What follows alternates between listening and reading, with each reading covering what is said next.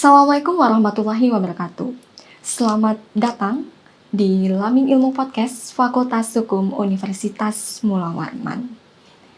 Nah, para pembelajar hukum sekalian, edisi kali ini merupakan edisi khusus karena merupakan edisi yang diinisiasi bersama dengan Pusat Studi Hukum Perempuan dan Anak dan juga Lamin Ilmu Podcast.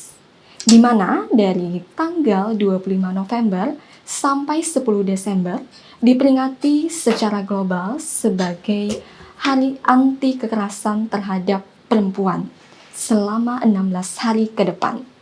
Nah, untuk edisi khusus kali ini kita akan membahas terkait dengan potensi kekerasan terhadap perempuan dari berbagai aspek bersama dengan pakar-pakar hukum perempuan. Nah, para pembelajar hukum sekalian, untuk edisi perdana kali ini kita akan berdiskusi bersama mengenai kekerasan terhadap perempuan di ranah politik. Kali ini sudah hadir bersama kami Ibu Warhatun Najida SHMH. Halo Ibu, apa kabarnya hari ini? Alhamdulillah, baik. Oke. Ya, seperti yang kita ketahui, Ibu Najida ini merupakan koordinator relawan klinik pemilu Fakultas Hukum Universitas Mula Warman, seperti itu. Nah, rasanya sangat pas sekali begitu Bu ya, karena kan tema kita kali ini membahas terkait dengan perempuan dan politik, seperti itu. Rame ya? Iya. Lagi rame-ramenya nih. Nanti kamu pilgub. Iya. Tapi saya nggak ada perempuan yang maju. Belum Bu ya. Mudahan nanti next pilgubnya seperti itu. Maybe. Iya. Oke. Ya. Sebelum mungkin membahas terkait dengan tema kita Ibu terkait dengan kekerasan terhadap perempuan di ranah politik. Nah, sebenarnya kalau kita membahas terkait perempuan itu kan agak-agak ini ya, banyak aspek yang bisa kita lihat seperti itu. Karena memang selalu menjadi perbincangan menarik, baik itu dalam perspektif misalnya ketenagakerjaan, kemudian dari sisi pendidikan dan lain sebagainya, seperti itu. Nah, terutama juga di bidang politik, seperti itu. Nah, seperti yang kita ketahui juga perempuan itu kan memiliki porsi sebanyak 30% seperti itu di ranah politik. Nah, menurut Ibu sendiri apakah dengan kuota 30% itu sebenarnya cukup tidak untuk merepresentasikan perempuan untuk di ranah politik? Atau seberapa penting sih angka 30% untuk perempuan itu, Ibu? Oke. Ya. Kuota 30% itu bukan porsi ya. Iya. Tapi itu angka minimum. Kita sebut itu kebijakan afirmatif perempuan dalam pemilu, dalam politik. Mengapa penting itu banyak pertimbangan. Karena yang pertama dari sudut pandang kuantitas pemilih kita, penduduk kita itu perempuan. Dan mengapa itu menjadi bahan pertimbangan? Karena memang politik adalah untuk merepresentasikan keterwakilan perempuan. Politik itu erat kaitannya dengan kepemimpinan dan kebijakan. Bagaimana nanti perempuan-perempuan ini juga akan didudukkan dalam porsi untuk bisa turut serta mengambil kebijakan. Oke. Mengapa penting lagi? Karena memang cara pandang laki-laki dan perempuan itu berbeda. Diharapkan ketika dia mengambil keputusan dalam kebijakan bernegara itu juga berbeda. Sentuhan bagaimana tentang pendidikan, kelayakan anak dan lain sebagainya itu bisa ditembus dengan pengetahuan dan mata perempuan, cara pandang mata perempuan untuk ke arah sana. Nah, gagasan politik ini adalah bentuk bagaimana upaya kebijakan atau gagasan ide politik itu akan hadir ketika perempuan itu hadir. Itu harus. Jadi kalau apakah ini cukup atau tidak lah, sampai hari ini kuota 30% minimum aja belum bisa tersupport gitu ya dengan maksimal semacam itu. Saya punya catatan tahu ya memang mengalami peningkatan kuota terhadap kuota perempuan itu, representasi perempuan di DPR RI saja 2019 itu 100 perempuan. Dari 500-an, 400 sekian, 60 laki-laki. Terus turun 97, 2019 120, sekarang ada 127. Dari 453 laki-laki wakil rakyat. Tertinggi tahun ini 20% sekian gitu. Ini penting mengingat itu tadi hadirnya perempuan di situ akan menghadirkan ide atau gagasan politik, gagasan kebijakan tentang perempuan dalam ranah legislatif. Itu arti penting dari kebijakan afirmatif di pemilu itu di situ. Di angka 30% itu ya? Minimum. Iya, karena apa? Seringkali kan dalam rapat-rapat pengambil kebijakan itu dengan cara yang voting. Nah, bagaimana ketika hal yang dibicarakan itu menyangkut perempuan, menyangkut perlindungan perempuan, menyangkut anak, menyangkut pendidikan, kesejahteraan, yang itu semuanya adalah aspek-aspek yang erat kaitannya dengan perempuan. Sementara perempuan sendiri tidak punya di situ. Nah, ketika di voting bagaimana? Nah, ini kan upaya. Ini tadi kebijakan itu akan hadir, kebijakan perempuan itu akan hadir, ide gagasan politik itu akan hadir ketika perempuan hadir di meja itu. Jadi perempuan juga harus hadir Bu ya untuk menyuarakan, mewakili perempuan-perempuan yang ada di tengah-tengah masyarakat. Harus. Ya. Kemudian tidak bisa kita pungkiri juga kalau mungkin kita geser di ranah tindak kekerasan seperti itu. Salah satu ruang terjadinya kekerasan itu kan tidak hanya misalnya di bidang sekolah, kerjaan, tapi di ranah politik pun itu rentan sekali dengan yang namanya kekerasan seperti itu. Apalagi perempuan seperti itu, Bu.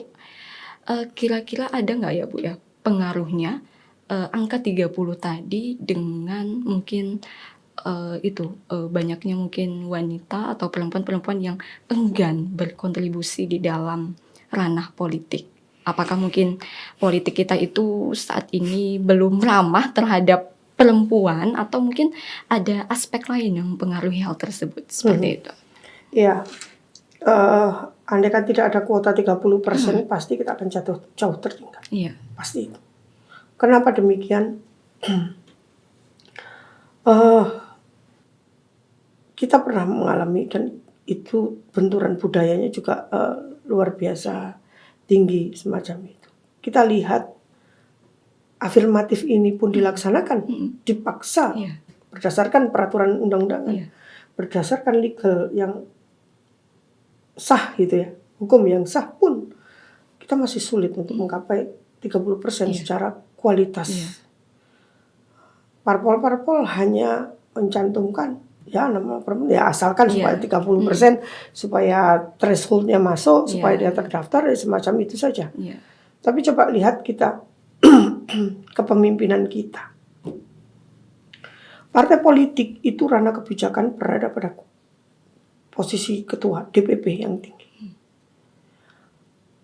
The one, the only di Indonesia, pemimpin perempuan, ketua umum partai Walaupun sudah ada yang muda, Grace Natali di PSI, Ibu Megawati lah, the one the only menurut saya hari ini dari PDIP.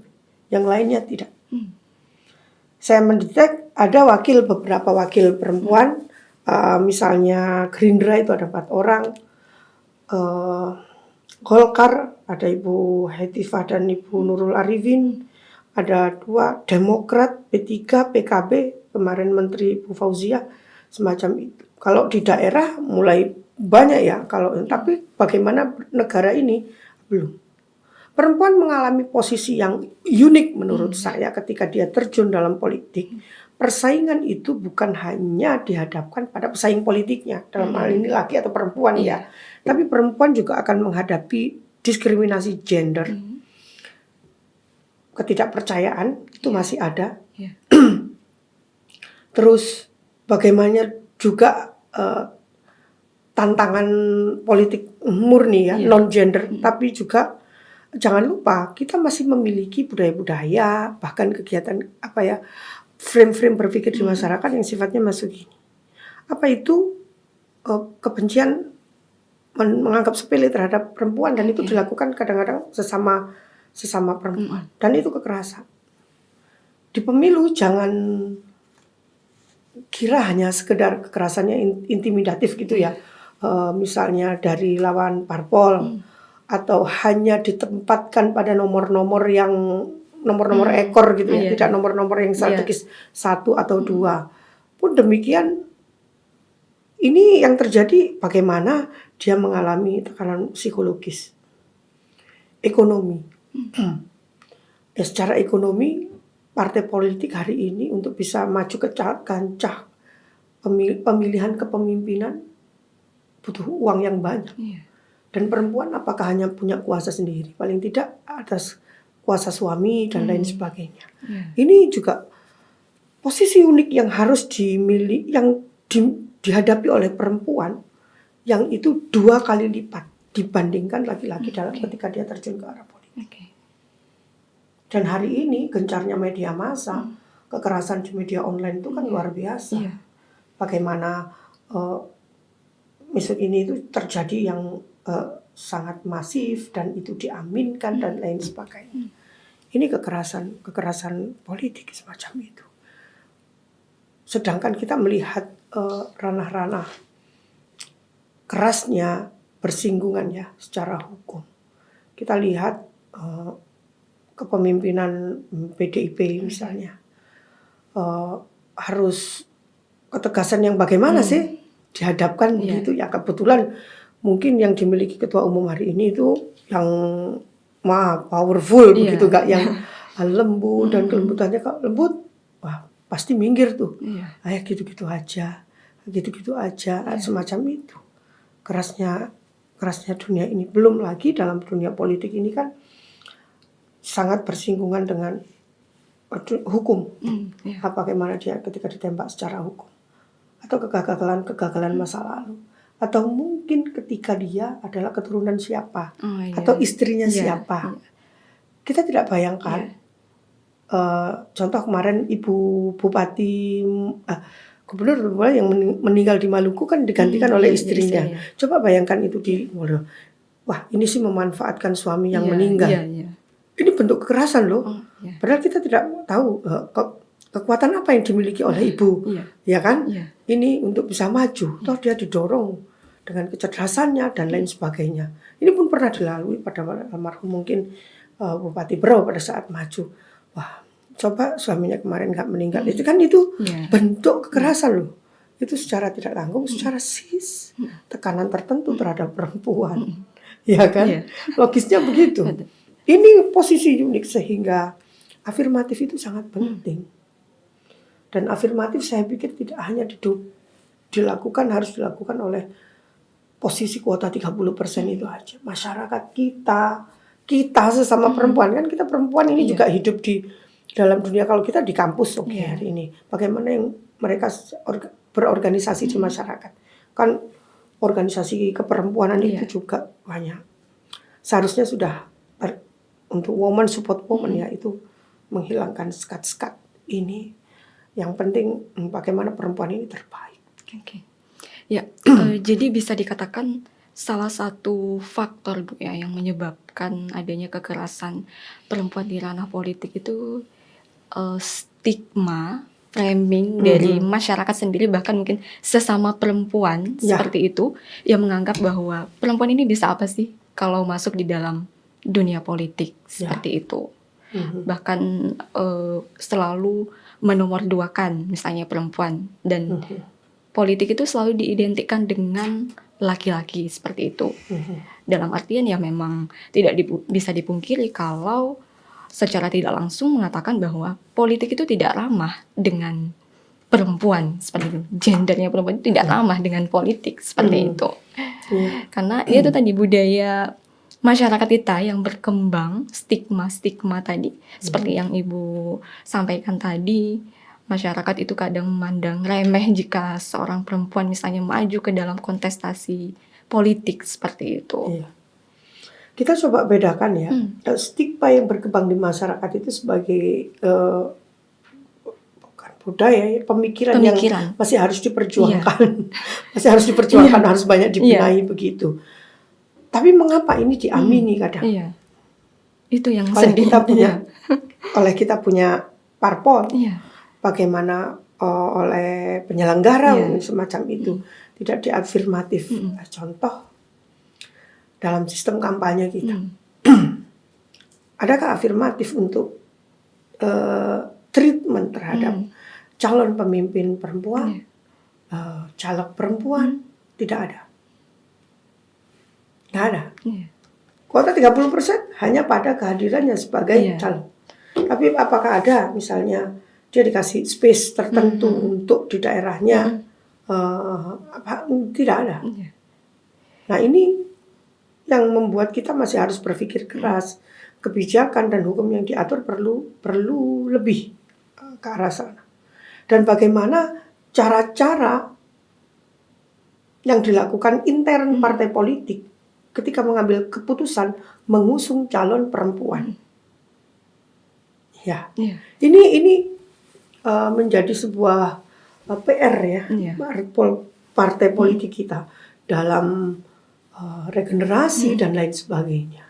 Itu karena menurut saya ada sebuah fenomena di masyarakat maupun dalam penyelenggara ataupun peserta dalam hal ini parpol itu yang memang dirancang untuk mencegah perempuan itu aktif dan atraktif di dunia politik. Saya membedakan aktif itu masuk. Tapi kalau atraktif, bagaimana dia maksimal di dalam kancah perpolitikan ini, itu harus mengalami tekanan yang luar biasa ya. Harus diperjuangkan menurut saya hari ini.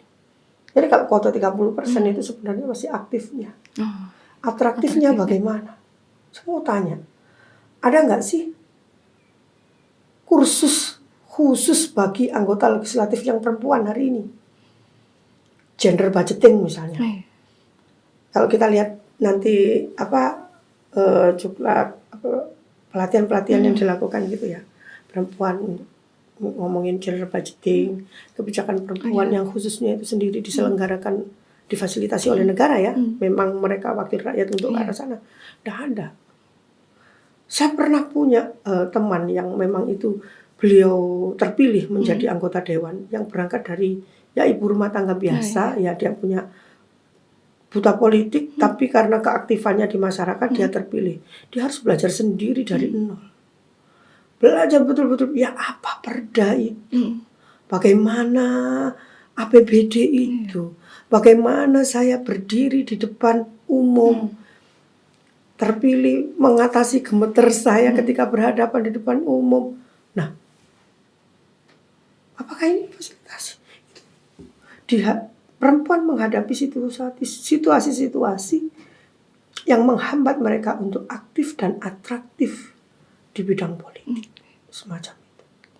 Jadi istilahnya, misalnya Bu ya, kita lihat juga seperti Ibu tadi yang disampaikan di misalnya bagian kampanye, cenderung itu kalau misalnya ada calon dari misalnya dari perempuan yang diusung misalnya oleh parpol, seperti itu. cenderung masyarakat itu tidak melihat substansi ide yang dibawakan oleh yang si perempuan ini. Seperti itu. Tapi maaf, saya katakan seringkali ada framing terkait dengan misalnya dari anggota tubuhnya seperti itu. Misalnya cantik sekali misalnya si ibu ini seperti itu. Atau mungkin ada hal-hal yang lain yang menarik dilihat, tapi itu tidak berdasarkan substansi atau ide-ide politiknya yang diusung, tidak melihat ke arah sana, tapi ada hal lain yang dilihat di luar dari ide-ide politik yang dibawakan, misalnya kalau perempuan ini maju dalam kontestasi politik seperti itu. Ya, ada memang jenis contoh kekerasan perempuan yang ditujukan semata-mata karena dia perempuan. Kita punya, Kalimantan Timur ini punya yang orang ini pemimpin ya maksudnya jadi dengan di Jakarta juga ada, kita ingat mengalami body shaming yang luar biasa. Gak cantik lah, kayak gitu sih. Setelah jadi mbok senam biar kurusan dikit. Nah, ada. Bukan karena dia menelurkan ide apa, tapi seolah-olah berangkat ke sana itu semacam itu. Kita lihat misalnya Mbok Niluh ya. Nah, kita lihat. Dia kan orang Bali gitu ya, yang biasa aja ya, gitu-gitu aja. Coba kok kayak nggak ada gaya banget. Gitu-gitu aja. Hitam digelung gitu aja, Mbok ya yang gimana? Ya kan tidak harus begitu. Lain, ada anggota yang memang harus tenteng herminya gimana, harus kan tidak. Ada kekhasan-kekhasan yang dibawa oleh contoh misalnya Ibu Risma. Ini contoh Ibu Risma itu perempuan yang sangat mencolok dengan ketegasannya beliau, dengan detailnya beliau turun-turun ke jalan, apa yang tidak beres dia dibalas, baru dia mendapat tepuk tangan. Ini deh tegas, ini deh lagi. Jadi seolah-olah orang tuh kayak harus perempuan nih harus mirip laki dulu begitu ya, tegas, berani, laku. Kalau kita lihat komennya kan laki banget begitu, harus menjadi laki-laki dulu baru dikatakan tegas, semacam itu. Nah ini juga bentuk dari kekerasan terhadap perempuan yang ya memang karena dia perempuan, samping semacam itu. Nah, ini salah satu bentuknya karena dia perempuan, atau karena ada kejadian yang berlangsung di ruang privatnya, itu ditarik ke ruang publik sehingga menjadi bulan-bulanan di situ, menjadi seolah-olah dia itu ya di politik itu nggak bisa apa-apa, misalnya semua itu yang dialami misalnya Krisdayanti. Ini maju menjadi bupati Batu, wali kota Batu pada saat dia maju. Gimana dulu aja suaminya aja dikhianati, apalagi rakyat. Nah, ini kan bentuk kekerasan loh. Itu jalan hidup orang di ranah privatnya. Ini bentuk kekerasan lagi. Satu karena dia perempuan, ya karena perempuannya. Bukan karena apa-apanya, karena dia perempuan loh, maju. Apa sih, nggak ada yang lain kah? Yang perempuan lain kah? Nggak ada yang cantik kah? Kayak gitu. Yang kedua, karena ada ranah-ranah privatnya yang Allah gariskan mengalami kehidupan yang mungkin berbeda dengan yang normal, atau mengalami kegagalan sesuatu, salah satunya kegagalan berumah tangga dan lain sebagainya, itu ditarik menjadi konsumsi publik yang itu melemahkan dia untuk bisa atraktif di dalam di dunia politik. Nah, ini kan juga bentuk dari kekerasan semacam itu. Kekerasan lain ketika dia juga gagal mengadvokasi. Dia dibandingkan dengan laki-laki yang dulu sukses misalnya semacam itu. Nah, ini salah satu bentuk kekerasan. Nah, apakah itu dilakukan oleh masyarakat? Oh, tidak. Ada andil yang model kayak begitu tadi ya. Ada andil lawan-lawan politik memanfaatkan hal tersebut menjadi sebuah pelor yang tajam yang bisa membuat perempuan itu not attractive, semacam itu. Bayangkan di ranah privatnya sudah lah ya, nyanyi aja. Nah, ya kan, yang mencoba aktor misalnya semacam itu mau maju, sudah eh, main film aja, Ngapain nggak ke usah politik seperti ini itu. semacam itu. Padahal kan tidak. Iya, betul. Ada bentuknya itu macam-macam. Ini yang menyasar perempuan sehingga posisinya itu dalam posisi yang unik, dan negara harus bisa menjamin bahwa perempuan itu bisa aktif dan bisa atraktif di dunia politik. Menurut saya di situ. Ya, ngomong-ngomong soal negara kan Bu ya. Tadi kan Ibu menyampaikan bahwa negara itu harus adil, baik dari sisi untuk aktif dan atraktifnya, misalnya perempuan itu di ranah politik. Kira-kira untuk sejauh ini, apa sebenarnya yang harus dilakukan oleh negara berdasarkan mungkin regulasi-regulasi yang dikeluarkan, atau yang seperti apa sih yang seharusnya dilakukan oleh negara seperti itu? Negara sudah mulai. Saya menyadari negara ini masih belum maksimal mensupport. Lo kan sudah ada kuota 30%, tapi menyadarkan bahwa kuota 30% itu minimum, Po. Iya. Bukan, udah ya kuotamu 30 ya. Andai kan bisa 40 kan juga nggak apa-apa. It doesn't matter. Dan treatment apa yang diberikan oleh negara terhadap wakil-wakil rakyat kita yang ada di daerah, perempuan, dengan treatment laki-laki yang pembekalan supaya SDM perempuan ini juga naik. Iya, betul. Semacam itu. Jadi negara itu harus memfasilitasi harus memfasilitasi. Itu bukan berarti ya perempuan iya. juga minta mobil yang bagaimana, dengan kamar yang bagaimana. Tidak semacam itu. Betul. Tapi bagaimana juga misalnya ya pola kerja, rapat yang malam sampai menjelang pagi, ritme rapat yang selalu ada di luar kota jauh atau mungkin bahkan di luar negeri, sehingga mengharuskan perempuan itu banyak jauh di luar sana. Ini treatment loh. Dan di mana sih letaknya itu? Dalam mengatur anggaran. Pada saat menyusun anggaran, bagaimana sih dewan rapat? Iya. Di jam berapa mereka melakukan? Kan itu menjadi political culture gitu ya, menjadi budaya politik dan lain sebagainya. Adakah film kayak pada saat dia menyusui itu bagaimana? Karena keras sekali pergulatannya. Harus diselesaikan malam ini, ya. Tapi bagaimana ketika dia we have a baby, punya, dan dia harus merawat mungkin ibu atau keluarga yang sedang. Pasti jawabannya jangan jadi caleg kalau betul. Ini posisi yang sangat sulit sekali. Kebijakan publik bertempurnya. Ada ranah-ranah, bukan mau minta dikasihani, bukan, tapi itu memang kehidupan perempuan. Ada wilayah-wilayah domestik yang harus diperjuangkan juga kan begitu. Ini yang membuat perempuan sekali lagi berada dalam posisi yang unik sekali. Itu yang dari negara. Saya mau cukup dihitung dengan jari loh. Mau ngomongin lembaga survei, elektabilitas misalnya, mempertanyakan kalau dipimpin perempuan, yang membahas fokusnya bagaimana kalau dipimpin perempuan, cukup jarang. Biasanya ya elektabilitas itu ya antara si A, si B, si C, gimana reputnya kan semacam itu aja. Jadi masyarakat kita pun hanya literasi elektabilitas itu seseorang, bukan elektabilitas perempuan.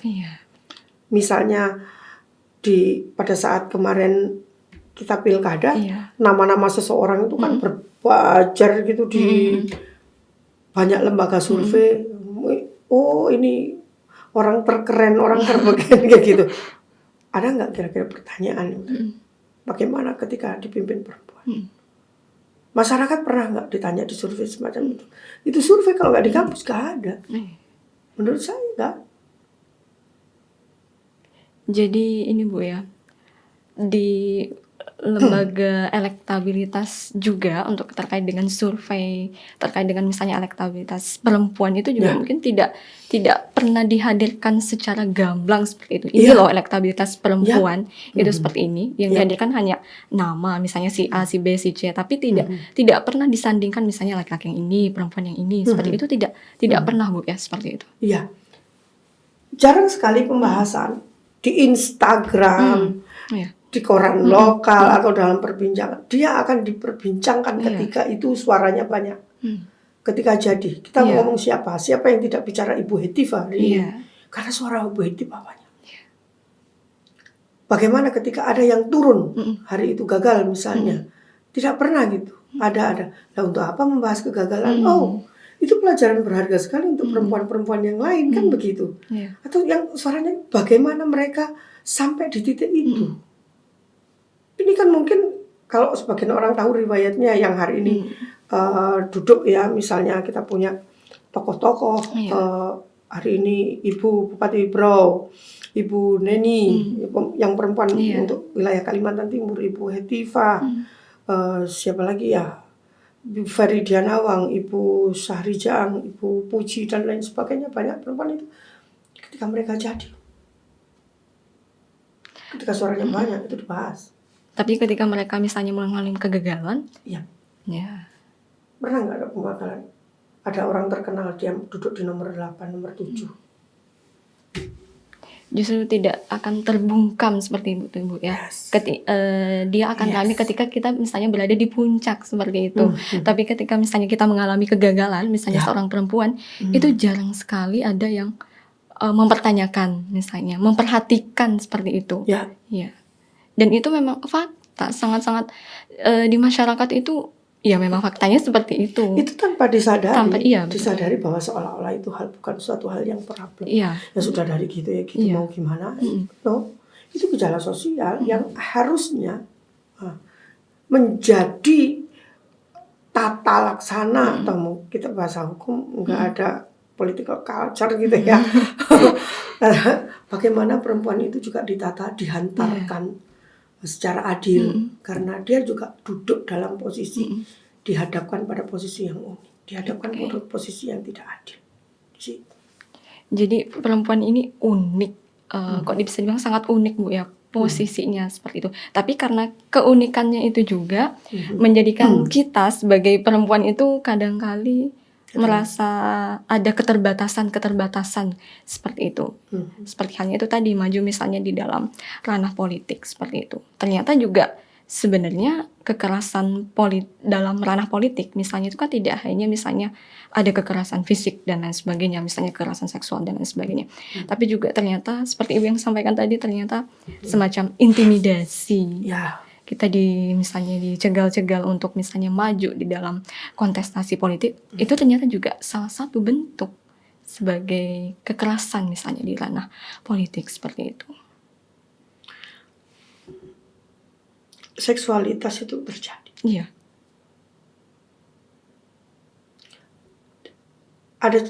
Saya kalau urusannya kayak gitu gimana ya? Diminta maju karena dia janda, ya kan? Ini baru janda berkualitas misalnya. Wow, begitu kan? Karena statusnya. Karena ya, terus bagaimana dia secara fisik itu kan pasti maraton, mengalami kelelahan. Dia harus turun ke desa-desa cari suara, menerangkan dan lain sebagainya. Yang berhadapan dengan bapak-bapak, berhadapan dengan laki-laki yang kadang belum tentu viable dengan kehidupan perempuan itu sendiri. Saya melihat dan bagaimana misalnya dalam ranah politik itu kan bukan hanya sekedar dia yang ada di situ. Bagaimana juga ada yang dimanfaatkan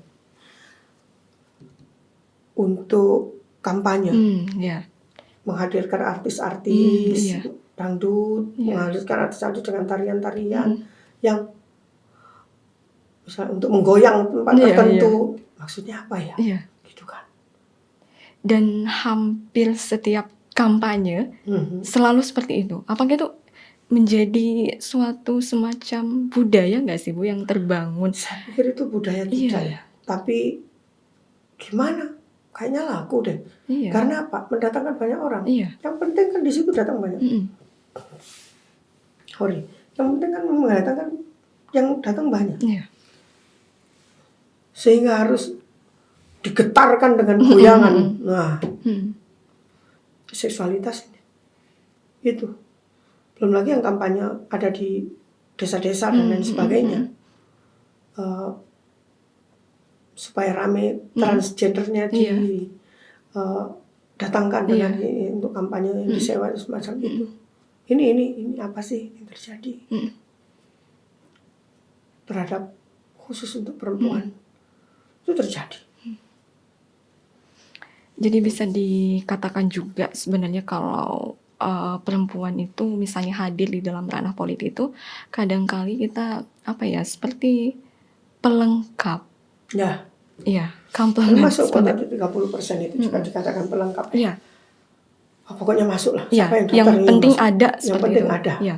Pelengkap. Di ranah-ranah yang pada saat di lapangan semacam itu juga pelengkap untuk membuat hiburan yang untuk bagaimana masyarakat kalau ada yang goyang di sana kan pasti datang semacam itu untuk sebagai penghibur. Ini bentuk-bentuk kekerasan juga. Tidak jarang ada terjadi pelecehan di situ. Tidak jarang. Iya. Ya mungkin kalau seperti kita di kota besar begini tidak ya. Tapi bagaimana yang ada di sudut-sudut di pedalaman kecil sana yang dialami oleh biduan-biduan lokal dan lain sebagainya itu kan ada. Ini terjadi di ranah politik. Jangan dikira hanya bagaimana untuk mencari suara yang keras sehingga harus bersihkan sedemikian rupa ada intimidasi dan lain sebagainya. Tapi juga punya multiplier terhadap pelaku-pelaku yang lain semacam itu. Ini keras dunia politik. Nampaknya bayang-bayang bagaimana mendudukan perempuan itu bagaimana mestinya sesuai dengan kodratnya untuk di ranah politik ini. Terlebih ranah-ranah privat yang dibawa ke arah publik, disepelekan misalnya kayak gitu. Termasuk ini Bu ya, kan kadang misalnya di dalam menjelang kontestasi politik ini kan ada yang namanya serangan fajar. Nah, serangan fajar itu kan biasanya juga banyak ditujukan oleh ibu-ibu rumah tangga seperti itu. Nah, itu apakah bisa juga dikatakan sebagai salah satu ranahnya kekerasan di dalam ranah politik? Karena yang menyasar perempuan seperti itu, yang dikasihnya ya ibu rumah tangga seperti itu. Saya kemarin mendengar statement itu dari salah satu tim pemenangan. Ya dengan bangganya itu adalah bentuk, mereka katakan itu adalah bentuk dari kita memaksimalkan peran perempuan. Memaksimalkan apa? Ya perempuan itu setia. Loyal. Iya, jadi yang kita sasar itu adalah anak muda dan ibu-ibu. Karena apa? Ibu-ibu ini kalau sudah dikasih, nanti kalau pindah nggak enakan. Nah itu bahasanya perempuan.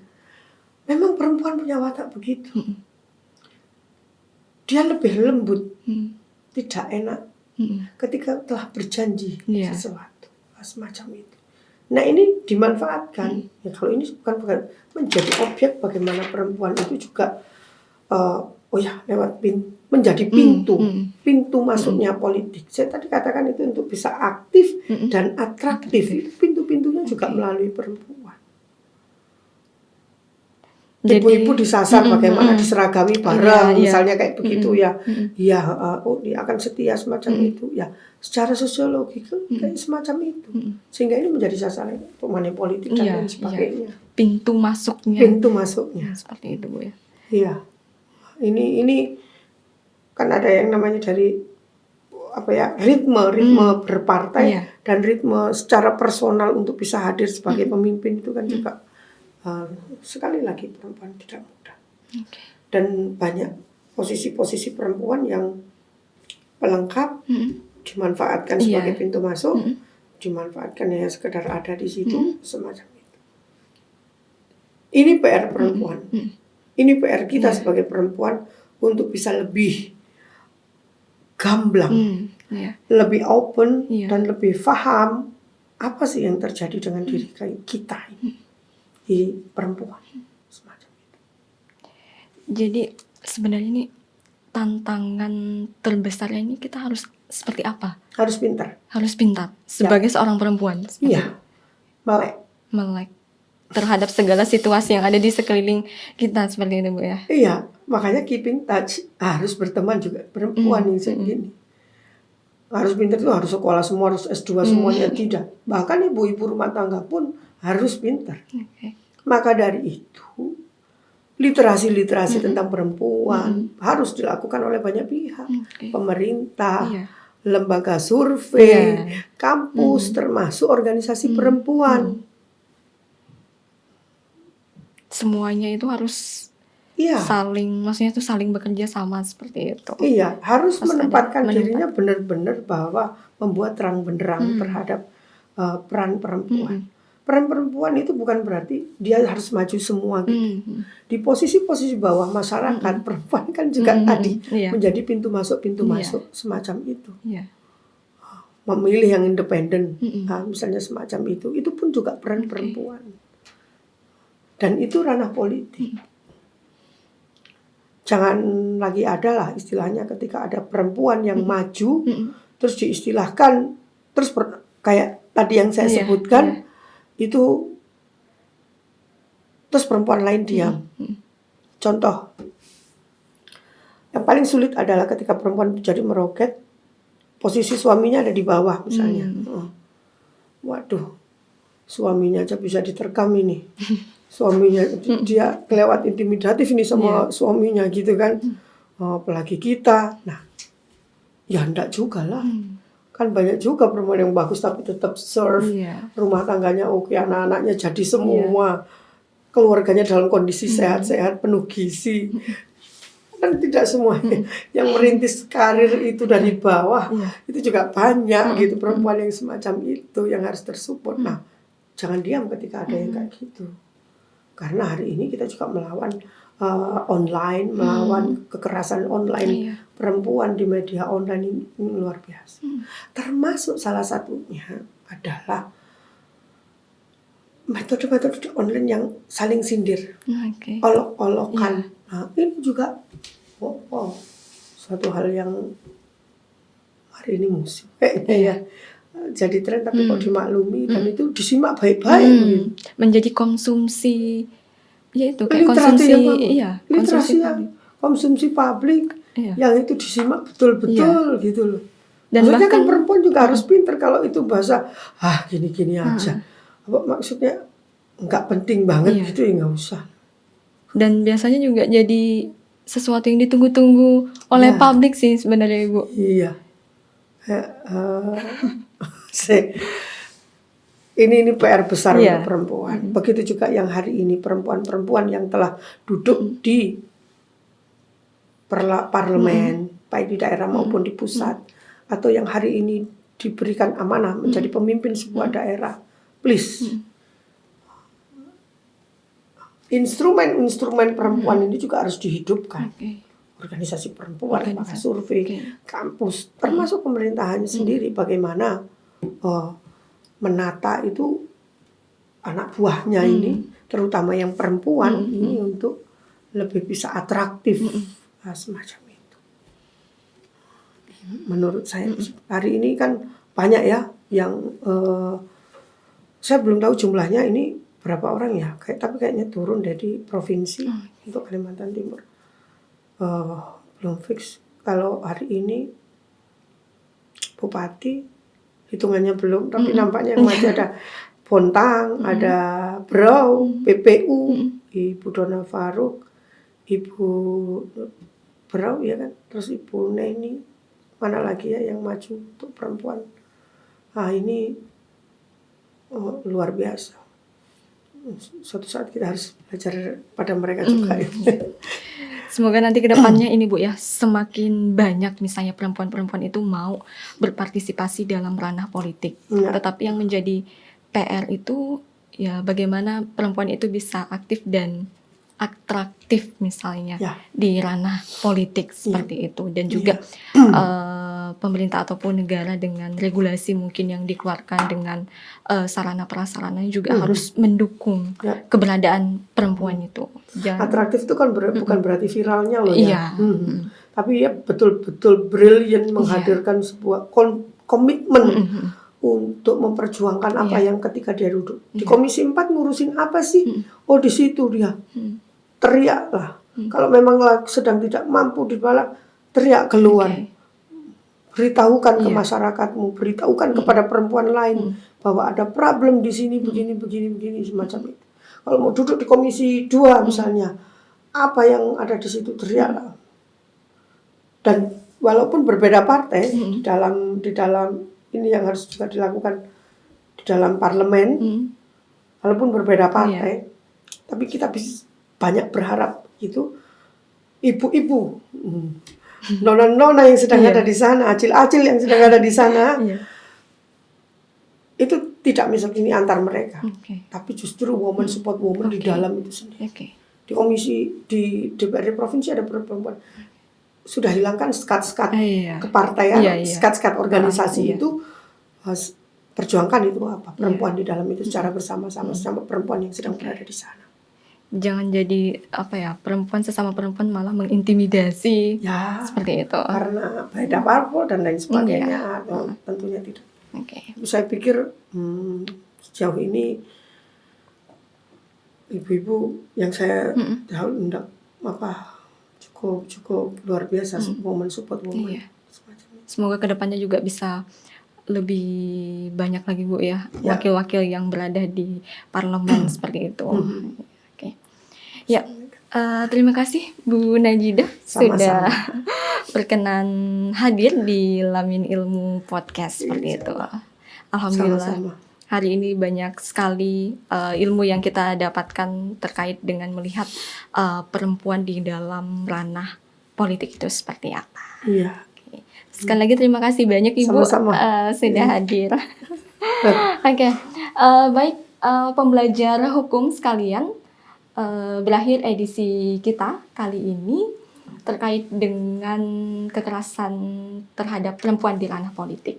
Harapannya podcast ini juga menjadi pengingat bagi perempuan-perempuan di luar sana untuk berani misalnya kita berada di dalam ranah politik dan menjadikan politik itu ramah terhadap perempuan seperti itu. Sampai jumpa kembali di edisi berikutnya. Wassalamualaikum warahmatullahi wabarakatuh.